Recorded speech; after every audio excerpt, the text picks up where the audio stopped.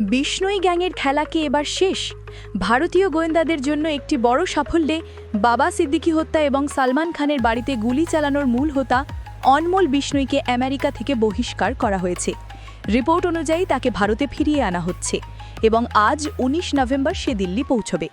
আমেরিকার আদালত তার আশ্রয়ের আবেদন খারিজ করার পর এই পদক্ষেপ নেওয়া হয়েছে। একে এই সংবাদ প্রতিবেদনের ১ মিনিটের সংক্ষিপ্ত সারসংক্ষেপ। বিস্তারিত রিপোর্টের জন্য এই প্রতিবেদনটি দেখতে থাকুন।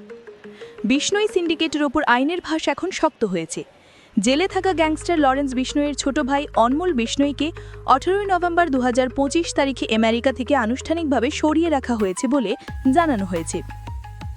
আমেরিকার হোমল্যান্ড সিকিউরিটি বিভাগ থেকে বাবা সিদ্দিকীর ছেলে জিশান সিদ্দিকীকে পাঠানো একটি ইমেইলের মাধ্যমে এটি খাস্তি করা হয়েছে। অনমোল ভানু নামের জাল পাসপোর্টে ভারত থেকে পালানোর পর এই বছরের শুরুতে ক্যালিফোর্নিয়ায় আটক হয়েছিল। ১২ অক্টোবর ২০২৪ এনসিপি নেতা বাবা সিদ্দিকী হত্যার সে প্রধান অভিযুক্ত, যেখানে সে স্ন্যাপচ্যাটের মাধ্যমে শুটারদের নির্দেশ দিয়েছিল। আলোচ্যতা দিয়ে রেখেছি।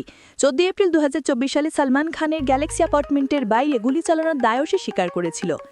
এছাড়াও ২০২২ সালের সিদ্ধু মুসওয়ালা হত্যাকাণ্ডেরও সে অন্যতম চক্রান্তকারী।